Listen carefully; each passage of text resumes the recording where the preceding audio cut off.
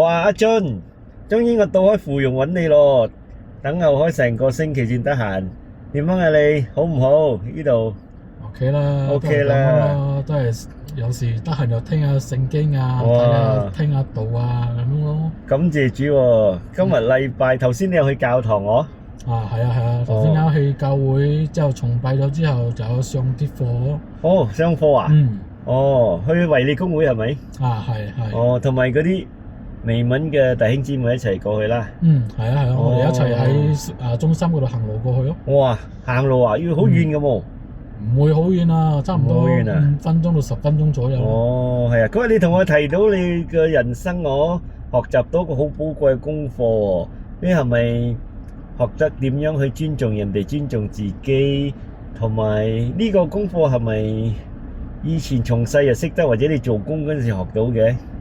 唔係啦，因為之前其實我屋企嘅教育咧就比較好點樣講，好嚴肅嘅。入得之後，我出到嚟社會工作嘅時候咧，又係可以講係喺一個好惡劣嘅環境工作咁樣啦。係啊，你喺邊度做工㗎？以前喺雲頂咯。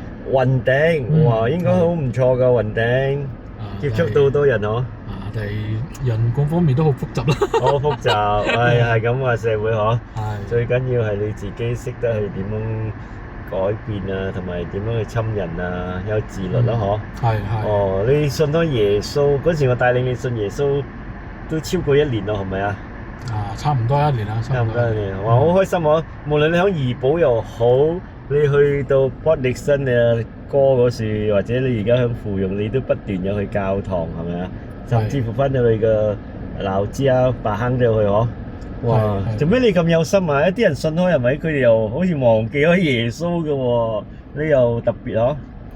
因為自從我信咗主之後咧，我開始就聽聖經啊，聽呢啲道之後咧，我覺得有一個好大嘅轉變，就係我變成第一就係我性格嗰方面咯。因為以前我係嗰啲脾氣比較壞啊，比較自大啊，比較驕傲啊，會有咁樣嘅性格啊。但係當我信咗耶穌之後，我聽咗神嘅話語啊，之後我自己去思考下神嘅話語啊，我慢慢發覺到其實我以前做嘅呢啲唔係講好啱嘅嘢咯。So 神嘅話語點樣幫助你？你每個星期去聽神呢個又祈禱啊，又聽神嘅話語主日啊。